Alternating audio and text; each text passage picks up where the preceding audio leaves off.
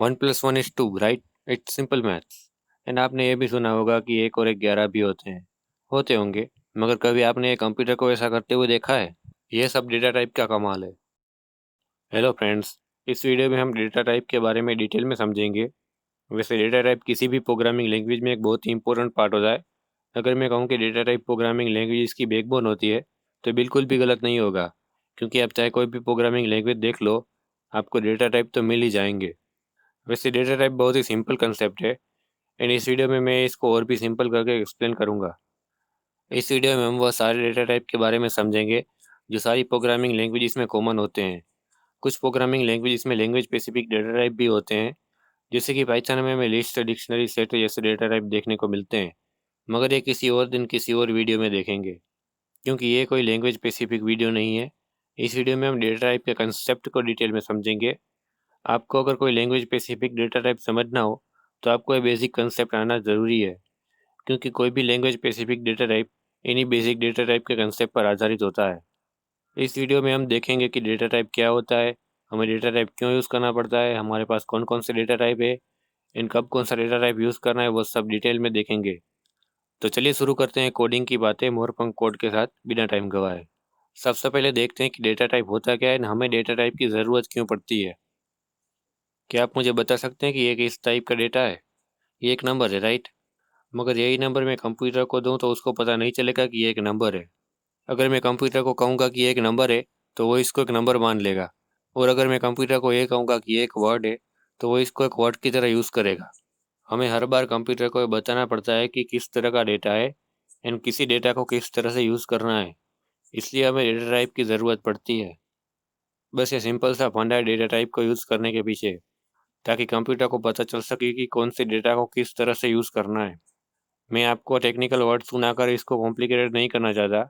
आपको अगर technical definition चाहिए तो आप गूगल से पूछ सकते हो। अब देखते हैं कि हमारे पास कितने डेटा टाइप्स है एंड हमें कब कौन सा डेटा टाइप यूज़ करना चाहिए। नंबर के साथ काम करने के लिए हम इंटीजर या फ्लोट डेटा टाइप का यूज़ करते हैं। Word, sentences and text data के साथ काम करने के लिए हम स्ट्रिंग या फिर कैरेक्टर डेटा टाइप का यूज़ करते हैं। अगला है बुलियन डेटा टाइप, जो कि स्विच की तरह काम करता है। जैसे स्विच में ऑन ऑफ होता है, वैसे ही इसमें हम ट्रू फॉल्स का इस्तेमाल करते हैं। And next one is array. Array किसी लिस्ट की तरह होता है। किसी भी लिस्ट में हमारे पास एक से ज़्यादा वैल्यूज़ होती है। एरे में भी हम एक से ज़्यादा वैल्यूज़ को स्टोर कर सकते हैं। तो चलिए इन सभी को डिटेल में देखते हैं।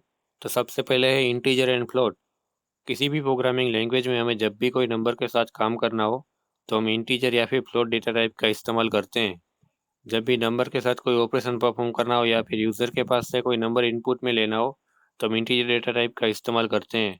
कोई भी अरिथमेटिक ऑपरेशन परफॉर्म करना हो या फिर कोई मैथ्स का ऑपरेशन हो, हम इंटीजर डेटा टाइप का ही इस्तेमाल करेंगे।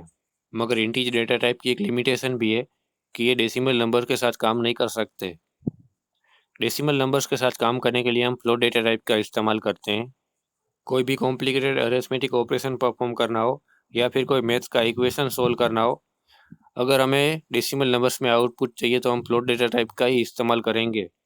अगर यूज़र के पास से भी इनपुट में डेसिमल नंबर्स में इनपुट लेना हो, तब भी फ्लोट डेटा टाइप का ही यूज़ करते हैं हम।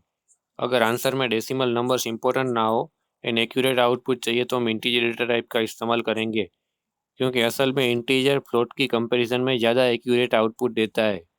ज़्यादातर लोग ये मानते हैं कि फ्लोट में हमें ज़्यादा एक्यूरेट आउटपुट मिलता है, मगर जब बड़ा नंबर हो तब इंटीजर की एक्यूरेसी फ्लोट की कंपैरिजन में ज़्यादा होती है।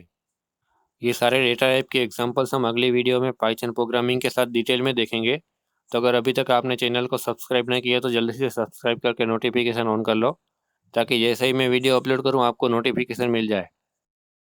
तो अब आपने सब्सक्राइब कर लिया है तो आगे बढ़ते हैं। अगला है string and character data type. जब भी हमें कोई सेंटेंस, वर्ड या फिर टेक्स्ट डेटा के साथ काम करना हो, तब हम स्ट्रिंग डेटा टाइप का इस्तेमाल करते हैं। अगर यूज़र के पास से उसका नाम इनपुट लेना हो या फिर कोई और टेक्स्ट डेटा हमें चाहिए यूज़र के पास से, तो हम स्ट्रिंग डेटा टाइप का ही इस्तेमाल करते हैं। हम किसी भी नंबर को भी ऐसे स्ट्रिंग यूज़ कर सकते हैं। आपने जो स्टार्टिंग में 1+1 11 होते हुए देखा, उसमें भी हमने दोनों ही 1 को ऐसे स्ट्रिंग यूज़ किया था। इसलिए कंप्यूटर ने दोनों ही 1 को जॉइंट कर दिया उसको सम करने की बजाय। उस एग्जांपल में मैंने पाइथन प्रोग्रामिंग का इस्तेमाल किया था, मगर यह आप किसी भी प्रोग्रामिंग लैंग्वेज में कर सकते हो। इसको स्ट्रिंग कॉन्केटिनेशन कहते हैं, इसमें कोई भी दो स्ट्रिंग को साथ में जोड़ दी जाती है। अगर कहीं पर सिर्फ एक सिंगल कैरेक्टर यूज़ करना हो तो उसके लिए हम कैरेक्टर डेटा टाइप का यूज़ करते हैं। कैरेक्टर में हम सिर्फ एक कैरेक्टर को स्टोर कर सकते हैं। अगला है Boolean data type. Boolean data type सिर्फ दो वैल्यू के साथ काम करता है, ट्रू एंड फॉल्स, या फिर 0 एंड 1 को भी हम यूज़ कर सकते हैं इसमें, जिसमें 1 का मतलब ट्रू एंड 0 का मतलब फॉल्स होता है। हमें कहीं पर भी प्रोग्राम में ट्रू और फॉल्स चेक करना हो तो हम इसी का ही इस्तेमाल करते हैं। वैसे ये सबसे ज़्यादा लूप्स एंड कंडीशनल स्टेटमेंट में इस्तेमाल होता है। अब देखते हैं एरे डेटा टाइप के बारे में। एरे एक स्पेशल तरह का डेटा टाइप है जिसमें हम मल्टीपल वैल्यूज़ को एक सिंगल वेरिएबल में स्टोर कर सकते हैं। एरे 3 टाइप के होते हैं, 1 dimensional, 2 dimensional and multi dimensional. चलिए इन सबको एग्जांपल लेकर समझते हैं। सबसे पहले देखते हैं 1 डायमेंशनल एरे। ये एक सिंगल लिस्ट की तरह होता है जिसमें हम सिंगल वेरिएबल में एक से ज़्यादा वैल्यूज़ को स्टोर कर सकते हैं। इसमें हर एक वैल्यू की अलग इंडेक्स होती है, कुछ इस तरह से। जैसा कि आप यहाँ पर देख सकते हो, इस एग्जांपल में हमारे पास 8 वैल्यूज़ है एंड इसमें इंडेक्स वैल्यू 0 से लेकर 7 तक है। किसी भी एरे में इंडेक्स वैल्यू ऑलवेज 0 से ही स्टार्ट होती है। इस एग्जांपल में मैंने इंटीजर वैल्यूज़ का इस्तेमाल किया है, मगर आप एरे में कोई भी वैल्यूज़ को स्टोर कर सकते हो। अगला है 2 डायमेंशनल एरे। इसमें हमारे पास रो एंड कॉलम्स होती है। 2 डायमेंशनल एरे टेबल से काफ़ी मिलता-जुलता होता है, जैसा कि आप यहाँ पर देख सकते हो। इसमें हमारे पास रो एंड कॉलम की अलग-अलग इंडेक्स वैल्यू होती है। इसमें हम सारे बॉक्सेस में अलग-अलग वैल्यूज़ को स्टोर कर सकते हैं। किसी भी पर्टिकुलर बॉक्स की वैल्यू के साथ काम करने के लिए हमें रो एंड कॉलम दोनों की इंडेक्स की ज़रूरत पड़ती है। दोनों के इंडेक्स को डिफाइन करके हम किसी एक पर्टिकुलर बॉक्स की वैल्यू को एक्सेस या मॉडिफाई कर सकते हैं। आप इसको कुछ इस तरह से भी समझ सकते हो। हमने 1D एरे में डायरेक्ट वैल्यू को स्टोर करने की बजाय हमने दूसरी लिस्ट को स्टोर कर दिया एंड अंदर वाली लिस्ट में हमने वैल्यूज़ को स्टोर कर दी। इसमें दोनों ही लिस्ट की अपनी अलग-अलग इंडेक्स वैल्यूज़ होती है। किसी भी वैल्यू को एक्सेस करने के लिए हमें सबसे पहले बाहर की लिस्ट की इंडेक्स एंड उसके बाद अंदर की लिस्ट की इंडेक्स को डिफाइन करना पड़ता है। अब देखते हैं मल्टी डायमेंशनल एरे। आपने कलर क्यूब तो देखा ही होगा, राइट? ये मल्टी डायमेंशनल एरे भी बिल्कुल वैसा ही होता है। इसको 3D एरे भी कहते हैं।